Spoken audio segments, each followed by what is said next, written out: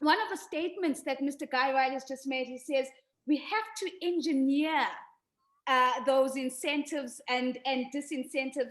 We need to engineer some of that play in so that we can see those financial returns as a result of green instruments in the financial markets.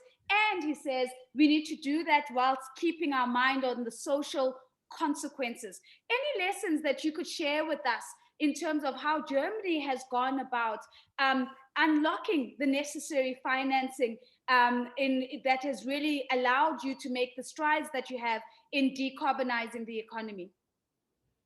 This is a central question for us.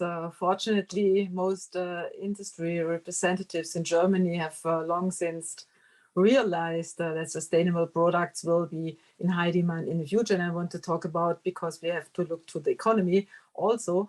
So one of our goals is to work with the businesses to make energy-intensive industries such as steel, cement, or chemicals ready for a green future free of carbon emissions. And they do me also.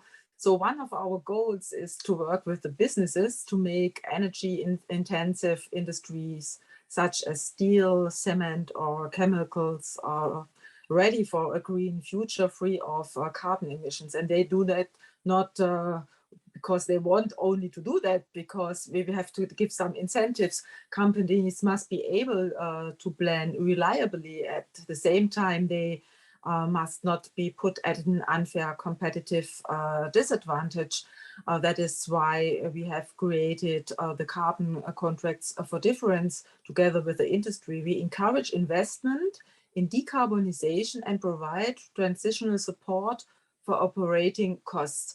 So it's like a subsidy. For policymakers and industry, it is clear that successful transformation is the only way to create viable jobs for the future. And policymakers can alleviate fears and drive the green structural transformation by pushing for and backing a transformation agenda. It's very important, because it's not only the economy and the CEOs, all the workers want to know what is with my future and which perspectives will I have. So we think at both sides. We want to create jobs, and we want to support that industry invest in green investments. So climate action and environmental protection and only work if they are socially responsible.